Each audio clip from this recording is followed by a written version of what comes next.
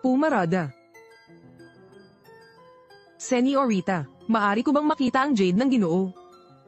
Hugis buwan, kasang banayad ng jade. Hindi may kakaila, iyan ang jade ng batang pinuno. Saan mo ito nakuha? Sa asawa ko. Asawa? Ah, hello. Sino ang asawa niya? Hindi mo siya kilala. Dayo ka ba? Lumabas na sa pahayagan ng Jiangtan. Si Elm Wuhan hindi sumuko. Alang-alang sa pag-ibig, inalagaan ang nobyong comatose ng 5 taon. Batang pinuno. May balita na, natagpuan na ang batang pinuno. Nasaan? Si Elm Wuhan ng Jiangtan. Inalagaan ng fiancé sa loob ng 5 taon.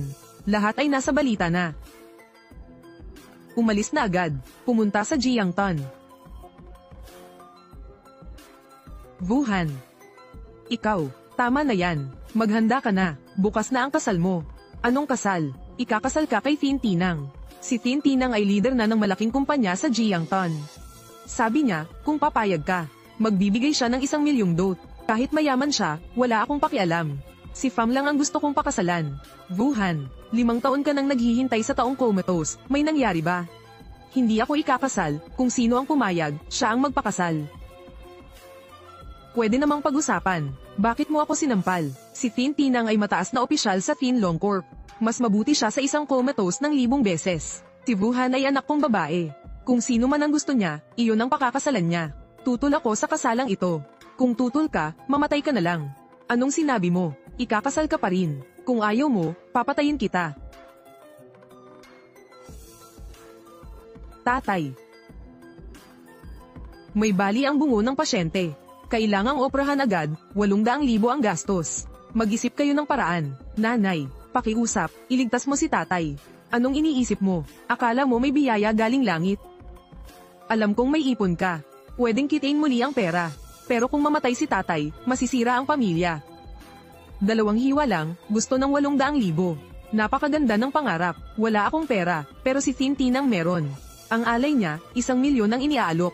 Kung gusto mong mailigtas ang ama mo, kailangang pakasalan si Tin Tinang. Wuhan, bumangon ka na. Naayos ko na ang operasyon ng tatay mo.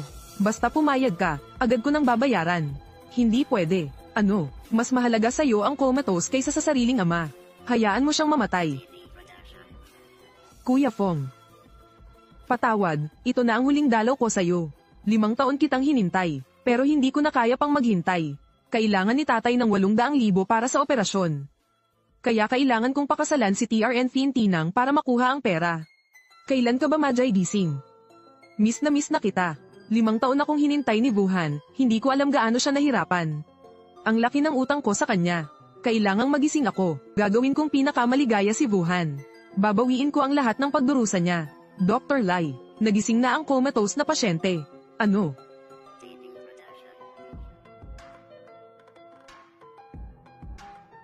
Pagbati, batang pinuno, tumayo ka na, nawala ka ng 5 taon. Napilitan ng pinuno na magpili ng bagong pinuno. Ngayon, itigil ang walang saysay. Sabihin mo agad, nasaan na siya? Kalahating atay nyo galing kay Miss Elm. Para may pondo sa operasyon nyo. Si Miss Elm at ang batang amo, 5 araw na nagdasal kahit umuulan. Kakautang lang ng 500. May isa pa, para makuha si Ginang. Elm, nagsabuatan si Tin Tinang at ang madrasta niyang si Tuho. Sinadya nilang saktan ng ama ni Ginang. Elm, pinilit siyang pakasalan si Tin Tinang. Wuhan, matagal na kitang gusto. 15 taon na akong may gusto sa'yo, sa wakas. Kuya Fong, may gana ka pang humarap.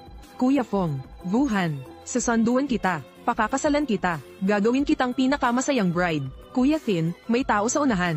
Prino agad, sinusundo ka na ni Kuya Fong, dali. Huwag ka, Buwang Fong, nagbalik ka pa, gusto mong mamatay. Hinto, bitawan si Wuhan. Sa panaginip mo, bilisan mo, sagasa lang. Huwag, subukan mo, sagasa mo. Pero Kuya Tin, sabi kong sagasa, ako ang mananagot. Kung di mo siya patayin, ako ang papatay sa'yo. Gawin mo. Fong, umalis ka riyan. Una pa lang yan, babala lang. Baba sa sasakyan. Sinong nagsabing huminto ka? Pero Kuya Tin, pumutok na siya. Ako ang tinamaan, wala kang pakialam.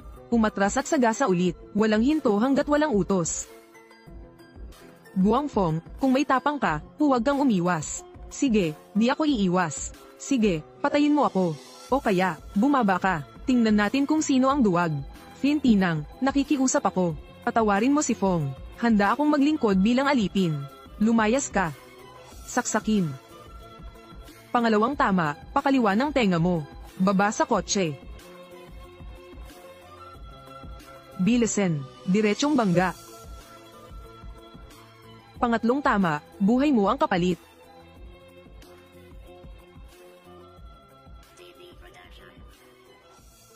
Baba sa kotse.